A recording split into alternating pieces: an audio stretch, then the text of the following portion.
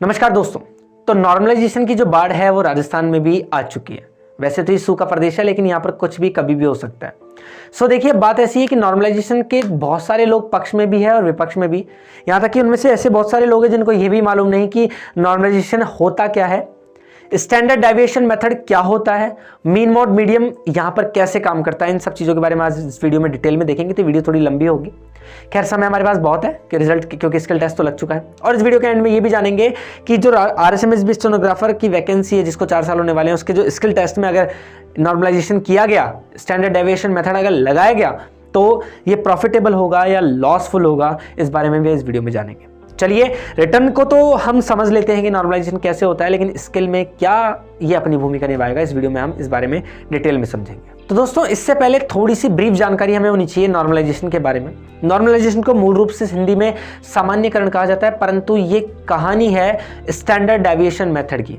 अगर आप किसी ऐसे विद्यार्थी को जानते हो अपने आसपास जो IIT मेंस या एडवांस की प्रिपरेशन कर रहा है या फिर हायर मैथमेटिक्स उन्होंने पढ़ी हो, तो आपको अच्छे से बता देंगे कि स्टैंडर्ड डेविएशन मेथड एक्चुअल में क्या होता है। साथ ही साथ इसको और ज़्यादा मैं अगर सिंप्लीफाई करूँ तो आप जान सकते हैं मीन मोड मीडियम के थ्रू, यानी जो बीच का माध्यमिका वाली जो हमारी चैप्टर हुआ करता था 10th में, ये उसी से ही रिलेटेड है। ये उसी का ही वंशज है नॉर्मलाइजेशन, जो सिंप्लीफाई करके आप लोगों के सामने रखा जाता है।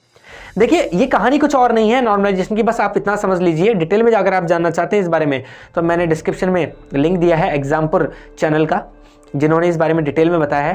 तो इस वीडियो के बाद आप उसको जाकर के देख सकते हैं अगर डिटेल में जानना चाहते हैं। तो बाकी मैं आपको बेसिकली बता दूं कि मान लीजिए आप जस्ट सपोज कर लीजिए कि 3 अंक ले लीजिए, कोई से भी 30, 40 या 50, ठीक है।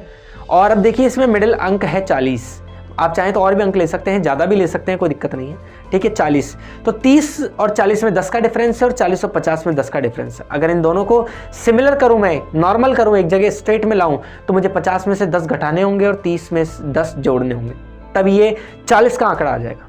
तो इस तरीके से नॉर्मलाइजेशन किया जाता है। अब देखिए, जिसके नंबर कम थे उसके नंबर बढ़ गए, जिसके नंबर ज़्यादा थे उसके नंबर कम हो गए।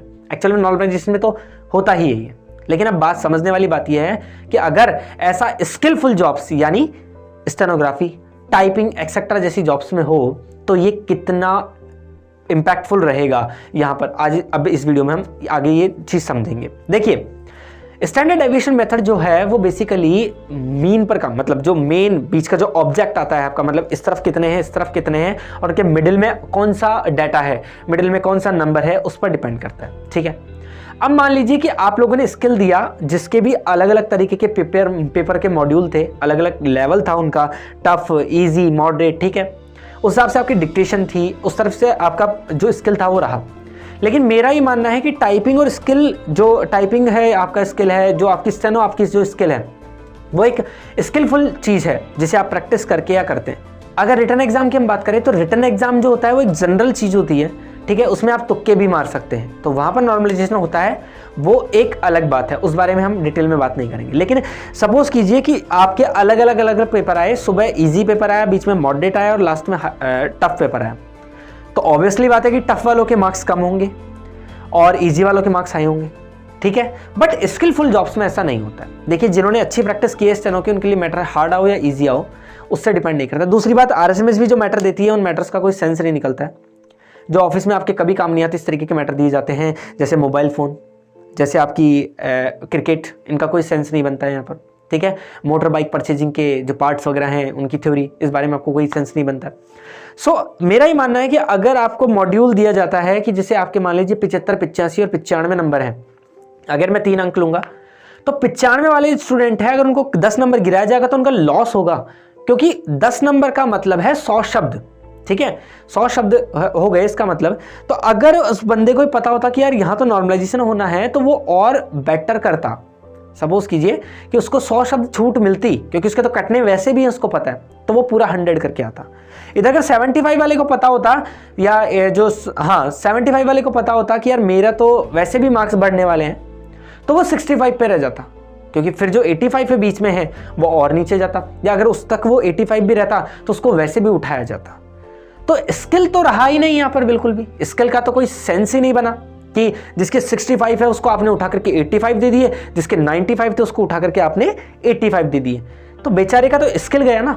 हो सकता है उसके पास हार्ड पेपर आया हो, इजी पेपर हो। ये तो आपको सोचना चाहिए था, मैं बोर्ड की बात कर रहा हूँ कि बोर्ड को सोचना चाहिए था कि उनको पेपर किस तरीके का दिए, सभी को एक मॉडरेट लेवल का दे देते।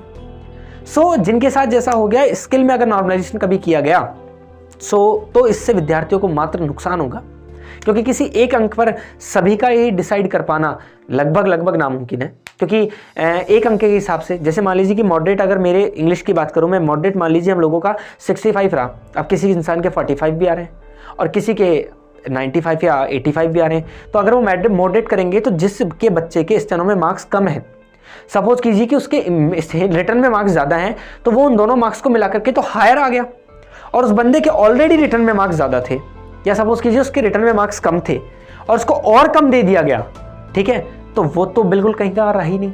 सो इस बारे में आपका क्या विचार है? ये मेरे ओपिनियन थे, आपके इस बारे में क्या विचार है मुझे नीचे कमेंट करके बताएं।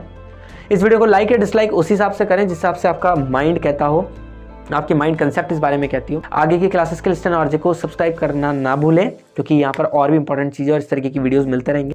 बहुत बहुत धन्यवाद इस वीडियो को देखने के लिए। मिलते हैं किसी दूसरे वीडियो में।